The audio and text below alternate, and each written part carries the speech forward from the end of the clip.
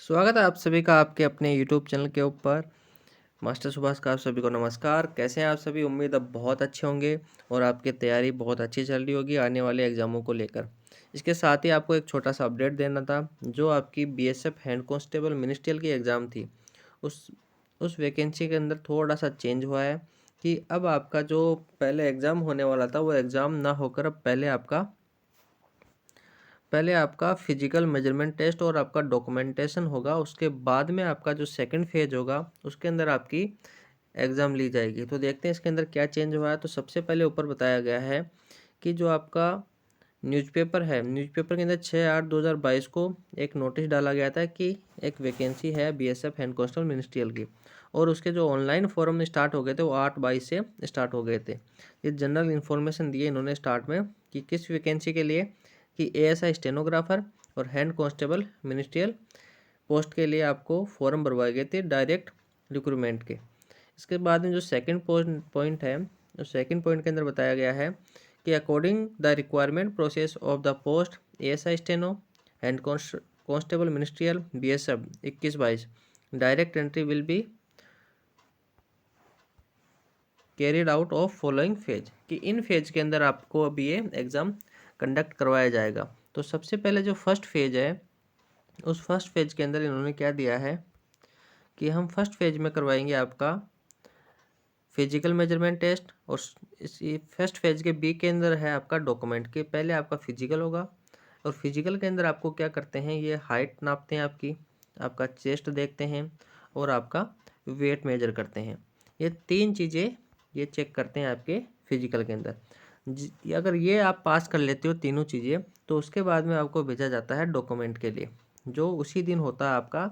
जैसे आपका ये पास होंगे वो बच्चे आपको डॉक्यूमेंट के लिए जाएंगे। इनके अंदर फेल हो गए तो उन फेल को उनका बैग पकड़ाया जाता है और गेट तक उनको छोड़ा जाता है बाय एकदम सम्मान के साथ। उनको बोला जाता है कि अब आप जाओ अगली वैकेंसी की आप तैयारी करना। तो जिनका ये पास हो जाता है, उन पास को होने के बाद में उनको दूसरे टेंट में भेज दिया जाता है और वहाँ इनका डॉक्यूमेंट होता है पूरा का पूरा ओरिजिनल विथ फोटोकॉपी एक आपकी जमा होगी और ओरिजिनल डॉक्यूमेंट आपके चेक होंगे। सेकंड जो फेज इन्होंने बताया है कि सेकंड फेज में हम लेंगे रिटर्न एग्ज़ाम। तो रिटर्न एग्ज़ाम का सिलेबस ऑलरेडी आपको पता है कि क्या क्या उसके अंदर आएगा। ठीक है, आपका मैथ आएगा, रीजनिंग आएगा और एक एलिमेंट्री मैथ भी आएगा उसके अंदर, और तीसरा है आपका हिंदी आएगा। तो ये चार चीज़ें आपकी रिटर्न एग्ज़ाम में आपसे पूछी जाएंगी, जो कि शायद एक चीज़ और है उसके अंदर। ये आपका रिटर्न एग्ज़ाम का है, जो आपका नोटिफिकेशन में आप देख सकते हो कौन कौन सी चीज़ें हैं। थर्ड फेज है, वो थर्ड फेज में आपको शॉर्ट हैंड टेस्ट होगा एएसआई स्टेनो के लिए, और टाइपिंग टेस्ट होगा हैंड कांस्टेबल मिनिस्ट्रियल के लिए। ये होगा आपका थर्ड फेज में। जो भी रिटर्न एग्ज़ाम क्वालिफाई करेंगे उनको पास करने के बाद में ये दोनों टेस्ट उनको देने होंगे। जो इन दोनों टेस्टों में पास हो जाएगा उनका फिर लिया जाएगा डिटेल मेडिकल एग्जामिनेशन, और दूसरा है आरएमई री मेडिकल एग्जामिनेशन। जो अगर डिटेल मेडिकल एग्जामिनेशन में अगर फेल हो जाते हैं या फिर उनको किसी बॉडी के किसी पॉइंट के अंदर, अगर किसी पार्ट के अंदर पॉइंट दे दिया जाता है, जैसे किसी को आंखों के अंदर पॉइंट दे दिया, तो उनको 24 घंटे दिए जाएंगे कि बाहर के वो किसी सरकारी हॉस्पिटल से अपनी जांच करवाए। जांच करवाने के बाद में जैसे आपको आंखों में पॉइंट दिया तो वो आंखों के स्पेशलिस्ट डॉक्टर से संपर्क करे और मिले, और उनके लेटर पैड के ऊपर ये लिखवा के लाए कि मैं ठीक हूँ या फिर मैं ठीक नहीं हूँ। जैसे भी डॉक्टर आपका चेक करेगा, चेक करने के बाद में आपको बता देगा कि आप ठीक हैं या नहीं हैं। अगर ठीक हैं तो चलने लायक हैं या नहीं है, वो अपने लेटर पैड पे आपको सारी चीज़ें लिख के दे देगा। उन चीज़ों को आपको जमा कराना होगा। जो आपका मेडिकल बोर्ड बैठेगा, उस मेडिकल बोर्ड को वो लेटर पैड आपको देना होगा कि उन डॉक्टर ने ये कहा है, और वो वहाँ से फिर अगर उन्होंने अच्छा लिखा है तो आपको पास कर देंगे, और उन्होंने अच्छा नहीं लिखा तो आपको वहाँ से फेल कर देंगे और आपको फिर घर आना पड़ेगा, सारी मेहनत बेकार। तो ये छोटा सा प्रोसेस है। अगर आपको डिटेल मेडिकल और री मेडिकल के बारे में जानना है तो इसका एक मैं जल्दी ही वीडियो लेके आऊँगा कि कैसा प्रोसेस होता है मेडिकल का और री मेडिकल का। बिल्कुल आसान है, अगर आप थोड़ा सा कॉन्फिडेंस रखते हो तो आराम से, अगर री मेडिकल मिलता है भी आपको तो आप आराम से पास हो जाते हो। उसका मैं सिंपल सा प्रोसेस बताऊँगा आपको क्या करना होगा बाद में। अब देखो, इससे पहले जो आपका नोटिस आया था उसमें आपको पहला जो फेज बताया था उसमें बताया था कि हम एग्ज़ाम कंडक्ट करवाएंगे आपकी, लेकिन अब एग्ज़ाम ये कंडक्ट करवा नहीं रहे। इसके कुछ रीज़न है। पहला रीज़न तो ये है कि इनके पास फॉर्म है वो बहुत ज़्यादा आ गए हैं। जिसकी वजह से इनके पास इतना इंफ्रास्ट्रक्चर नहीं है कि उनके एग्ज़ाम एक साथ करवा सके। दूसरा रीज़न ये है कि ये ऑनलाइन एग्ज़ाम कराने वाले थे। अब ऑनलाइन एग्ज़ाम कराने वाले तो इनको मिनिस्ट्री ऑफ होम अफेयर्स से, यानी कि आपकी गृह मंत्रालय से इनको मंजूरी मिली नहीं। इन्होंने फ़ाइल भेजी थी, वहाँ उनकी मंजूरी आई नहीं। तो इन्होंने सोचा कि ये काफ़ी डिले हो गया है और इसको और ज़्यादा डिले ना करके सबसे पहले हम क्या करते हैं, इसको चेंज कर देते हैं। जो पहले था उसको बाद में कर दिया, और जो बाद में था उसको कर दिया पहले। ये ऐसा इन्होंने सिस्टम कर दिया है। तो इसमें कोई टेंशन लेने वाली बात है नहीं, बड़ा आसान है ये। और बढ़िया है कि आपका पहले फिजिकल मेजरमेंट टेस्ट हो जाएगा तो आसानी रहेगी आपको। और तीसरा रीज़न ये है इनका कि जैसे ही ये आपको फिजिकल के लिए बुलाएंगे तो उसमें से लगभग अगर 100 बच्चे, अगर जैसे टोटल मान लेते हैं कि 100 बच्चे हैं, तो उनमें से 60% बच्चे फेल हो जाएंगे। हाँ, मैं आपको आज ही बता रहा हूँ कि 60% बच्चे फेल हो जाएंगे। फेल होने का मतलब यह है, इनमें 60% में से लगभग 30% बच्चे तो एब्सेंट रहेंगे। 30% से ज़्यादा ही बच्चे एब्सेंट रहेंगे, सिर्फ फॉर्म भर देते हैं लेकिन वो जाते नहीं हैं। और इनमें से 10% बच्चे कहीं ना या तो एसएससी जीडी में लग गए, जिनकी ट्रेनिंग स्टार्ट हो जाएगी, और या फिर और जो वैकेंसी आए हैं, जैसे आपका एनटीपीसी का रिजल्ट आ गया तो एनटीपीसी में कुछ का सिलेक्शन हो गया तो लगभग वो बाहर हो जाएंगे। 20% ऐसे बच्चे हैं जो फिजिकल के अंदर बाहर होंगे, जिनकी किसी की हाइट नहीं होगी, किसी का चेस्ट नहीं होगा, कोई वेट में ओवर वेट होगा या फिर लोअर वेट होगा, या फिर बहुत सारे बच्चे डॉक्यूमेंट में बाहर हो जाएंगे जिनके पास प्रॉपर डॉक्यूमेंट नहीं होंगे।